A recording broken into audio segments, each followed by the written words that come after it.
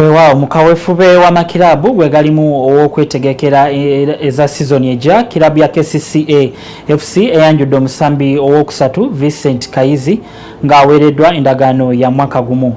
Munabyamizannyo Katende Brian katwe ebibadde ku KCCA ngetungereta omuzannyo wayo omulala. Wabadde ayanjula Vincent Kayizi omutendesi Mike Mutebi ategeezezza nga bw'alina essuubi ddene nnyo mu Kayizi olw'obumanyirivu n'ekitone ky'alina mu kukyanga akapiira. Mutebi annyonnyodde nti Uganda eyolekedde obuzibu bw'amaanyi olw'ebbula ly'abasambi abali mu ttuluba lya Kayizi ensangi zino. Vincent Kayizi alina ky'amaanyi ky'agenda okwongera ku kilabu yaffe.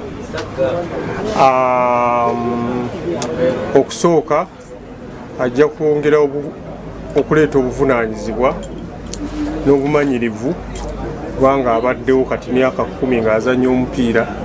Ye Vincent Kayizi awezenga bw'atagenda kulera ngalo mu kilabu eno wabula okola ennyo okusobola okutuukiriza ebigendera bya KCCA FC sizoni eno. Nsuubira okubeera example entuufu okubongera obuvumu amagezi ddala mu by'omu kisaawe okumakinga our best. Okusinziira ku waswa bossa omutendesi wa Express Vincent Kayizi gy'abadde aduumira wakumusubwa nnyo olw'ekitone kye wabula n'amwagaliza birungi byereere mu kilabu ya KCCA FC. Baza by'abadde akolera Express ne discipline ye ti olw'okuvaawo kirungi avuddewo nga season ekoze eki newedde kyetusuubira nti tujja kufunawo entegeko kubanga tuzaawo omusambi nga Vincent Kayizi.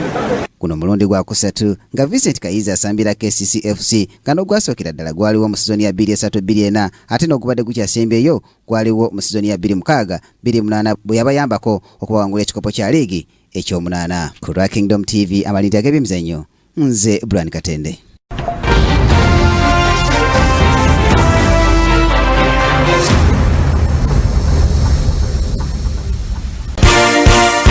This is Kingdom TV.